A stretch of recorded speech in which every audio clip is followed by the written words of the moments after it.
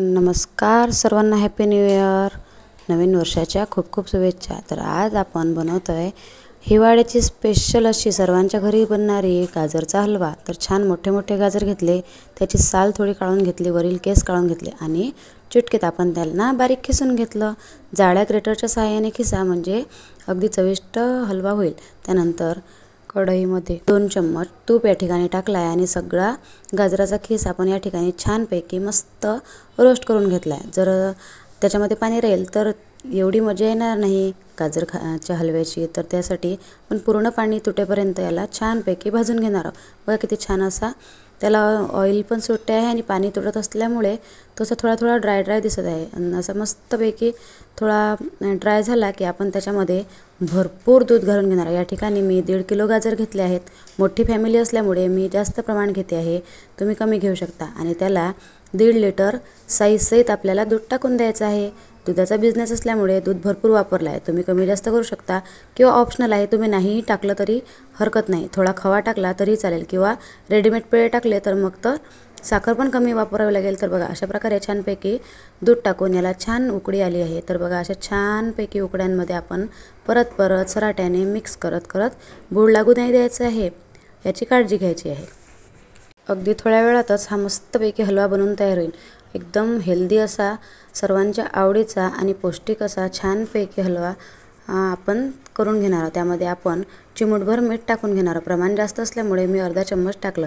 त्यानुसार आपण या ठिकाणी अर्धा किलो साखर टाकून घेणार आहोत. आपण या ठिकाणी गुळाचा वापरही करू शकतो, पण सर्वांना नाही आवडणार म्हणून मग आपण या ठिकाणी साखरचा वापर केला आहे. तर बघा अशा प्रकारे छानपैकी याला मिक्स करून घेऊयात.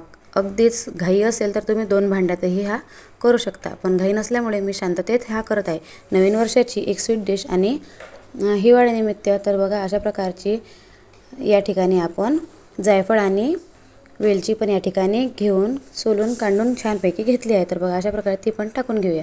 त्यानंतर ही खोबरा केस ते पण वाटीभर या ठिकाणी टाकून घेऊन आणि नंतर मस्तपैकी मिक्स करत करत फुल गॅसवर याला छानपैकी शिजवून घेऊयात. बघा अशा प्रकारे छान थोड्या थोड्या वेळाने याला चम्मच दिल्यास आपण एकी साईडने आपले कामं और एका साईडने हे हलवा शिजवू शकतो. त्यानंतर ड्रायफ्रूट्स घेतले आहे.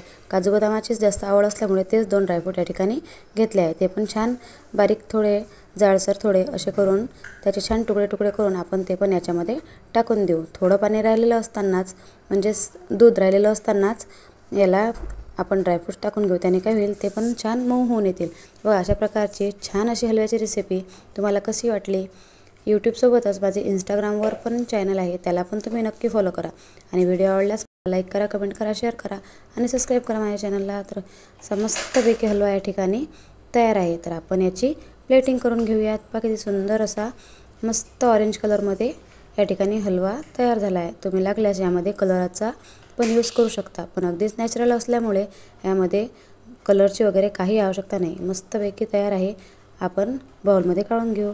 मस्त खा आणि स्वस्त राहा. बघा अशा प्रकारे हलवा नक्की ट्राय करा आणि टेस्टी असा हलवा तुम्ही खा, तुमच्या परिवाराला खाऊ घाला आणि आजचं न्यू इयर आणि विंटर सीझन मस्त एन्जॉय करा.